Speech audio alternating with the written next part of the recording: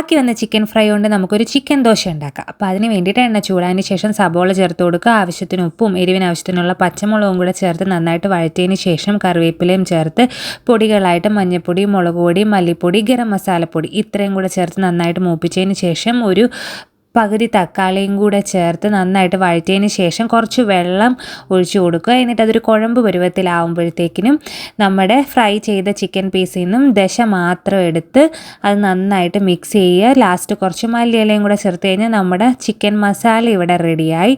അപ്പോൾ ഇനി നമുക്ക് ദോശ ചുട്ടെടുക്കാം. അപ്പം ദോശയുടെ വലുപ്പമൊക്കെ അവരവരുടെ ഇഷ്ടത്തിന് എടുക്കുക. എന്നിട്ട് അതിലേക്ക് ഒരു മുട്ട പൊട്ടിച്ചൊഴിക്കുക. ലേശം ഉപ്പും കൂടെ ചേർത്ത് മുട്ട ഒന്ന് പരത്തിയെടുക്കുക. എന്നിട്ട് അതിൻ്റെ മുകളിലേക്ക് തന്നെ നമ്മൾ ഉണ്ടാക്കി വെച്ചിരിക്കുന്ന ചിക്കൻ മസാല ചേർത്ത് കൊടുക്കുക. എന്നിട്ട് അതിലേക്കൊന്ന് നന്നായിട്ടൊന്ന് പ്രസ് ചെയ്ത് കൊടുക്കുക.